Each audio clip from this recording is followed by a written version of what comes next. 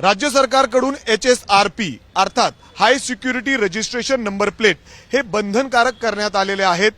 31 मार्च नंतर तुमच्याकडे ही number plate नसेल तर तुमच्यावर RTO विभागाकडून कारवाई केली जाऊ शकते। नक्की ही नंबर प्लेट कशी असणार आहे, ही नंबर प्लेट आपल्याला कुठे बदलून मिळणार आहे, यासाठी किती खर्च आहे आणि जर ही नंबर प्लेट नसेल तर किती दंड आपल्यावर होऊ शकतं, हे सांगण्यासाठी माझ्यासोबत पुण्याचे deputy RTO Swapnil Bhosale sir आहेत।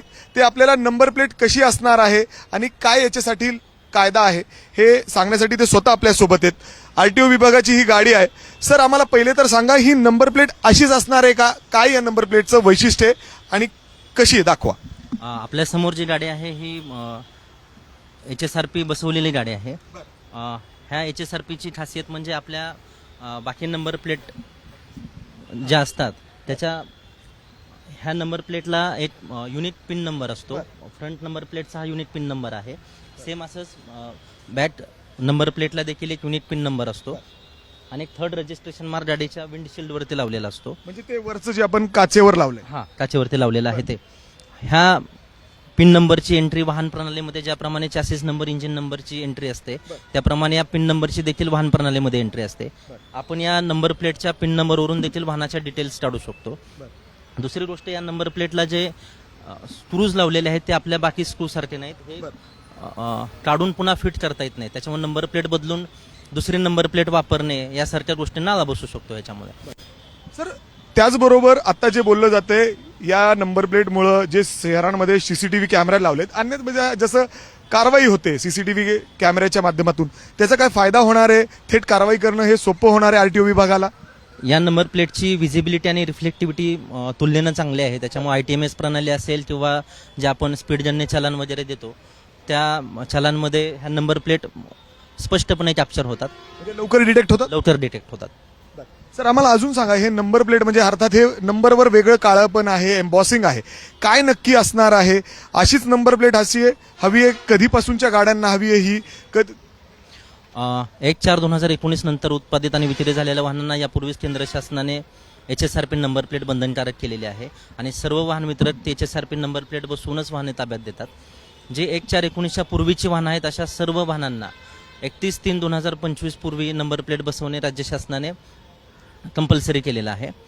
त्या मुदतीनंतर जर कोणी त्या मुदतीच्या आतमध्ये जर कोणी वाहनांना HSRP बसवली नाही तर त्या वाहनांचे कोणतेही ट्रान्झॅक्शन वाहन प्रणालीवरती होणार नाही।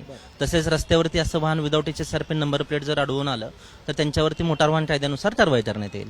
सर, मला विचारायचं आहे, अजून सुद्धा लोकांमध्ये कन्फ्युजन आहे। तुम्ही म्हणताय 2019च्या नंतरच्या, अर्थात 2019च्या नंतरच्या सगळ्या गाड्यांना अशाच नंबर प्लेट आहेत का? हो, अशाच नंबर प्लेट आहेत आणि त्या वाहन वितरकांमार्फत बसवल्या जातात। म्हणजे अर्थात किती जुनी गाडी तिला बंधनकारक अशाच पद्धतीचे नंबर प्लेट असणार आहे? उदाहरण मी विचारतो, 2015ची जर गाडी असेल, 2000 किंवा 14ची गाडी असेल, तिला देखील हीच नंबर प्लेट बसवणं गरजेचं आहे? 2019 पूर्वी नोंदणी झालेलं कोणतंही वाहन असेल, ते 2015 असू, 1990 असू, 2000 असू, अशा सर्व वाहनांना, सर्व प्रकारच्या वाहनांना नंबर प्लेट बंधनकारक आहे। त्या HSRPचे नंबर प्लेटचे शासनाने निर्धारित केलेले दर मोटरसायकल आणि ट्रॅक्टरसाठी 450 रुपये, 3 व्हीलरसाठी 500 रुपये आणि इतर सर्व वाहनांसाठी 745 रुपये आहेत, एक्सक्लुडिंग GST।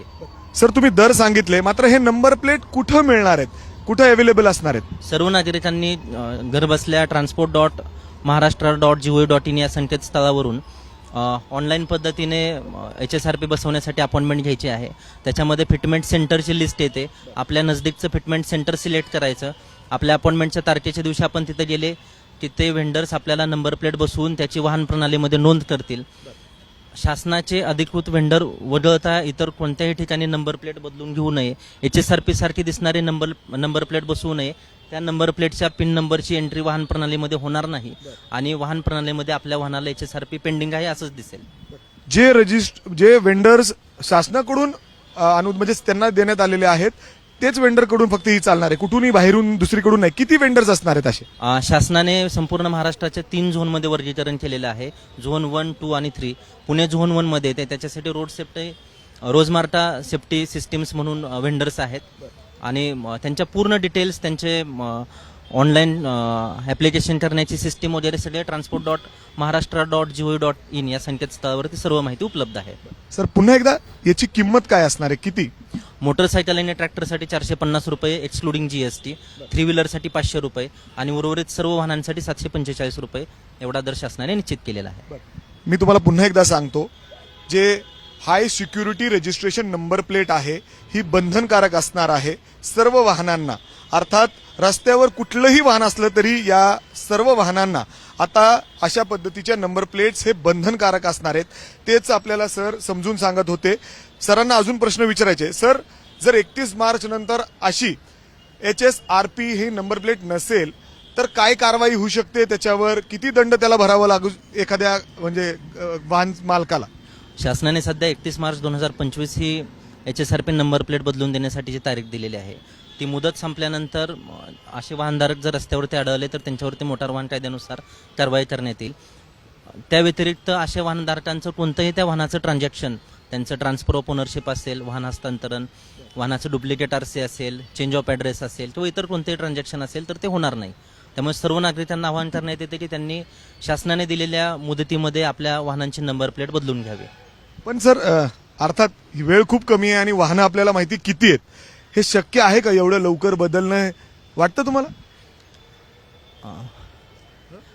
हे होऊ शकतं? म्हणजे डेट कदाचित वाढू शकते, पुढं मिळू शकतं. मुदतीबाबतचा निर्णय शासन स्तरावरती होईल, पण आपण सर्वांनी वेळेत नंबर प्लेट बदलून घेण्यासाठी ऑनलाईन अपॉइंटमेंट घेऊन फिटमेंट सेंटरवरती जाऊन HSRP नंबर प्लेट बदलून घ्यावी. याबाबत काही क्वेरीज असतील तर आपल्या कार्यालयामध्ये देखील हेल्प डेस्क तयार करण्यात आलेलं आहे याच्यासाठी. सर मला विचारायचं होतं, दंड किती असणार आहे? कारण लोकांमध्ये प्रश्न आहे, एवढ्या लवकर जर शक्य झालं नाही तर दंड देखील भरायची काय